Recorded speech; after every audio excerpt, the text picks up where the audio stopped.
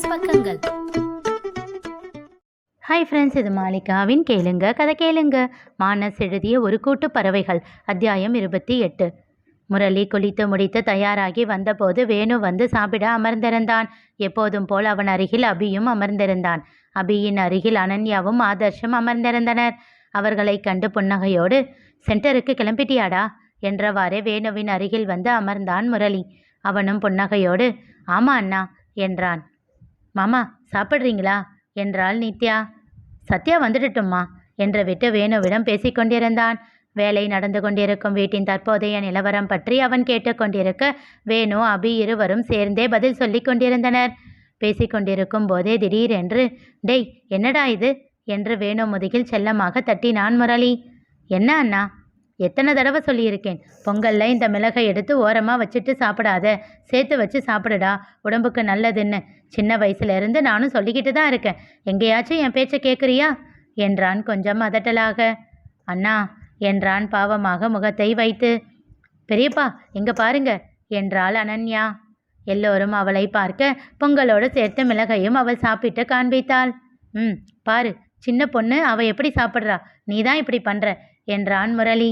அவன் கூறியதை கேட்டதும் அபி செல்லமாக அனன்யாவின் தலையில் கொட்டு வைத்தான்.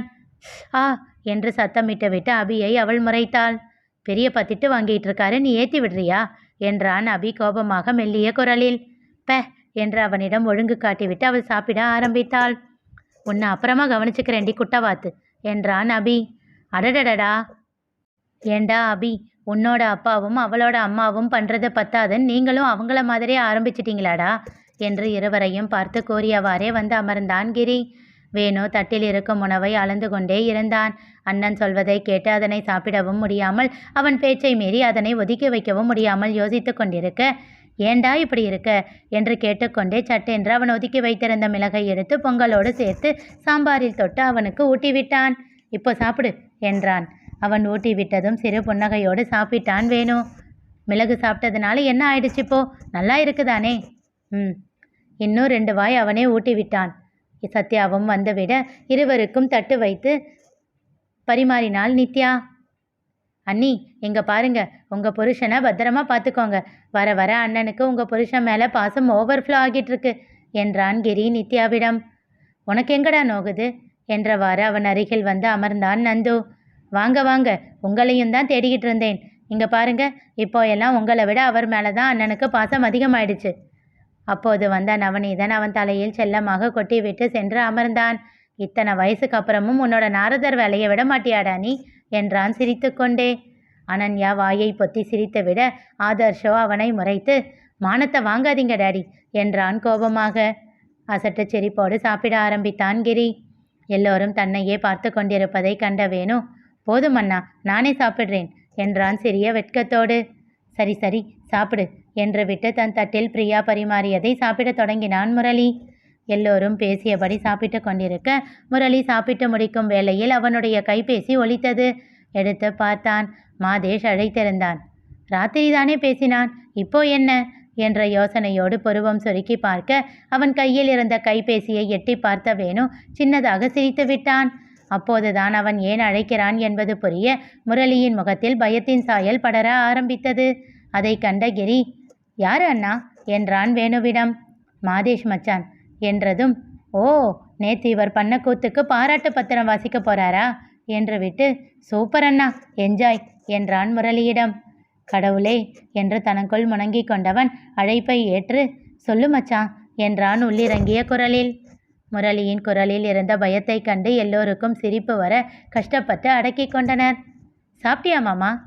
இன்னும் இல்லையே, கொஞ்ச நேரம் ஆகும் என்றான் அவசரமாக. அதற்குள் அங்கே வந்த நித்யா, ஏன் மாமா அதுக்குள்ளே எழுந்திரிச்சிட்டிங்க, போதுமா என்றாள் வேண்டுமென்றே. அவளை முறைத்தவாறே மாதேஷிடம் இழித்து வைத்தான் முரளி. அது ஒன்றும் இல்லை மச்சான், இன்னும் ஒரு வேலை இருக்கு, அதை முடிச்சுட்டு உன்கிட்ட பேசலாம்னு நினச்சேன். அவனோ அமைதியாக இருந்தான். சில நிமிடங்கள் கழித்து, ஏமாம்மா இப்படி பண்ணுற என்றான் வருத்தத்தோடு. அது இல்லை மச்சான் என்று அவன் ஏதோ சொல்லத் தொடங்க அவனை நிறுத்திவிட்டு அப்படியே திட்ட ஆரம்பித்தான் மாதேஷ். 10 நிமிடங்கள் விடாது திட்டிய பின் அழைப்பை துண்டித்தான். அப்பா என்று பெருமூச்சு விட்ட முரளி சென்டருக்கு செல்ல தயாரான வேணுவை முறைத்தான். எதுக்குடா இப்போ அவனுக்கு ஃபோன் பண்ணி சொன்ன? ஐயோ அண்ணா, நான் எதுவும் சொல்லலை என்றான் வேணு பதறியபடி. திரும்பி நித்யாவை பார்க்க, இப்போ எதுக்கு எங்கள் எல்லாரையும் பார்த்துக்கிட்டு இருக்கீங்க? உங்களை திட்டு வாங்க வைக்க நாங்கள் ஆசைப்படுவோமா என்ன என்றாள் அவள். இப்போ கொஞ்ச நேரத்துக்கு முன்னாடி அவன்கிட்ட மாட்டி விட்டது யாரு என்றான் அவளை மறைத்து கொண்டே. ஆ, அது எப்படியும் அவர் திட்டதான் போறாரு, இப்பவே வாங்கிக்கலாம் இல்ல, அதனால தான் என்று சொல்லி சமாளித்தாள் நித்யா. அப்போது மித்ரா, மாமா, எங்கள் அண்ணன்கிட்ட உங்களை தவிர யாருக்கு இங்கே உரிமையாக பேசுகிற அளவுக்கு பழக்கம் இருக்கு என்றாள். அப்போ யாருமே சொல்லாமல் அவனுக்கு எப்படி தெரியும்? எங்கள் அண்ணி சொல்லியிருப்பாங்க.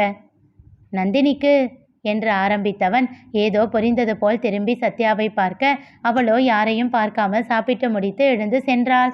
அப்பொழுதுதான் கவனித்தான், காலையில் இருந்து அவள் யாரிடமும் எதுவும் பேசவில்லை என்று. அதுவும் தன்னிடம் அவள் பேசவே இல்லை என்பதை உணர்ந்தான். சத்யா என்றான். திரும்பி அவனை அழுத்தமாக பார்த்தவள், ஆமாம், நான் தான் நந்தினி கிட்ட வருத்தப்பட்டு சொன்னேன். இப்போ என்ன? அவர் சொன்னாலாச்சும் நீங்கள் கேட்டுட மாட்டீங்களான்னு ஒரு நப்பாசை தான். வேற என்ன பண்ண சொல்கிறீங்க என்ன என்று விட்டு வேகமாக சென்று விட்டாள். அச்சச்சோ, போச்சு போச்சு என்றாள் அனன்யா. பெரியம்மா கோபமாக இருக்காங்க என்றான் ஆதர்ஷ். நீங்கள் எப்படி சமாதானப்படுத்த போறீங்க என்று மாறி மாறி கேட்டனர் இருவரும். தலையில் கை வைத்து அமர்ந்து விட்டான் முரளி.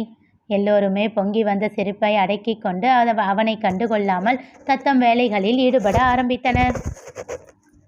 வீட்டின் விவரங்கள் எல்லாம் சொல்லி முடிக்க மதியம் ஆகிவிட்டது. நடுவில் ஒரு வெஜ்ஜு சாலட்டும் ஜூஸும் கொண்டு வந்து ஆதிக்கும் மிருணாளினிக்கும் கொடுத்தான் அபி. அவள் மறுத்த போதும் அவளிடம் வம்பு செய்து கொடுத்து விட்டான். அவ்வப்போது அவனும் அவர்களுடன் இணைந்து கொண்டான். அப்பொழுதெல்லாம் மிருணாளினி அவனோடு இயல்பாக பேசிக்கொண்டு இருந்தாள். எல்லாம் முடிந்ததும் நல்ல நாள் பார்த்து ஆரம்பிப்பதாக அவள் கூறினாள். சரி என்று ஒத்துக்கொண்டான் ஆதி. அவள் கிளம்புவதாக கூற மதிய உணவை முடித்து கொண்டு செல்லச் சொன்னான். ஆனால் அவள் பிடிவாதமாக மறுத்துவிட்டாள். வீட்டில் அம்மா சேர்த்து சமைச்சிருப்பாங்க, நான் தான் சொன்னேனே வெளியே எங்கேயும் பொதுவாக சாப்பிட மாட்டேன், நீங்கள் இன்வைட் பண்ணதுக்கு தேங்க்ஸ் என்று சொல்லிவிட்டு கிளம்பினாள். அபி, அவங்கள சென்டருக்கு கூட்டிகிட்டு வா, அட்வான்ஸ் பே பண்ணிடலாம் என்றான் ஆதி. ஒரு நொடி திகைத்தாள் மிருணாளினி. விவரங்கள் மட்டும் தெரிந்து கொள்வதற்காகத்தான் அவள் வந்திருந்தாள். அட்வான்ஸ் பற்றி எல்லாம் அவள் எதுவும் யோசிக்கவில்லை. அவன் கூறியதும், சரி, இதுவும் நல்லதுக்கு தான், எல்லாவற்றையும் பேசி முடித்துவிட்டு செல்லலாம் என்று எண்ணிக்கொண்டாள். அபி அவளை அழைத்து கொண்டு செல்ல, ஆமா அபி, அது என்ன சென்டர் என்று கேட்டாள். Computer centre madam. ஓ, நீங்கள் பங்கு வச்சுருக்கீங்க, ஹோட்டல் வச்சுருக்கீங்க அப்படின்னு தெரியும், கம்ப்யூட்டர் சென்டர் வேறு வச்சுருக்கீங்களா என்றாள் ஆச்சரியமாக. அங்கே அவளை இறக்கிவிட்டு தனக்கு வேலை இருப்பதாக சொல்லி அவளிடம் விடை பெற்றான் அபி. அவளும் புன்னகையோடு சரி என்றாள். வேலை ஆரம்பித்ததும் அடிக்கடி மீட் பண்ணலாம் மேடம் என்று சொல்லிவிட்டு சென்றான். ஆதி அவளுக்காக காத்து கொண்டு இருக்க அவனோடு உள்ளே சென்றாள். வேணுவை அவளுக்கு அறிமுகப்படுத்தினான். பின் மூவரும் சேர்ந்து ப்ராஜெக்டிற்கான அமௌண்ட்டை பேசி முடிவு செய்தனர். வேணுவின் கையால் அட்வான்ஸ் வாங்கி கொண்டு அவனிடம் விடை பெற்று கொண்டு வெளியில் வந்தாள். ஆதியும் அவளோடு வந்தான். இங்கேருந்து செகண்ட் லெஃப்ட் எடுத்தீங்கன்னா பஸ் ஸ்டாண்ட் வந்துடும். அபி வேலையாக இருக்கான், நீங்களே பார்த்து போயிடுவீங்களா இல்லை நான் கூட்டிகிட்டு போகவா? இட்ஸ் ஓகே, நான் பார்த்துக்கிறேன் என்று விட்டு அவள் முகத்தையே அழுத்தமாக பார்த்து கொண்டிருந்தான் ஆதி. அதனை கண்டவள், என்ன ஆச்சு என்று கேட்டாள். சிறு புன்னகையோடு, ஒன்றும் இல்லை என்றான். இல்லை, என்னையே பார்த்துக்கிட்டு இருந்த மாதிரி இருந்துச்சு. நீங்கள் கூட தான் காலையில் வந்த உடனே என்னையே பார்த்துக்கிட்டு இருந்தீங்க, நான் காரணம் கேட்டேனா என்ன? அதை கேட்டதும் அவளுக்கு கோபம் வந்தது. ஹலோ சார், நான் ஒன்றும் தப்பாக எல்லாம் பார்க்கல, நானும் ஒன்றும் அப்படி சொல்லலை குறும்பாக கோரினான். அவன் தன்னை கிண்டல் செய்கிறான் என்று புரிந்தது அவளுக்கு. அதற்கு மேல் என்ன பேசுவது என்று தெரியாமல் நடக்க தொடங்கினாள். அவனும் அவளோடு நடந்தான். நீங்கள் எதுக்கு வர்றீங்க? எனக்கு இந்த பக்கம் ஒரு வேலை இருக்குது. பைக்கில் போகலாம் இல்லை? இல்லை, அங்கே பைக்கெல்லாம் போகாது, கால் தான் போகும் என்றவனை ஒரு நொடி முறைத்து விட்டு திரும்பிக் கொண்டாள். சரி, நான் எதுக்கு உங்களை பார்க்குறேன்னு சொல்லவா?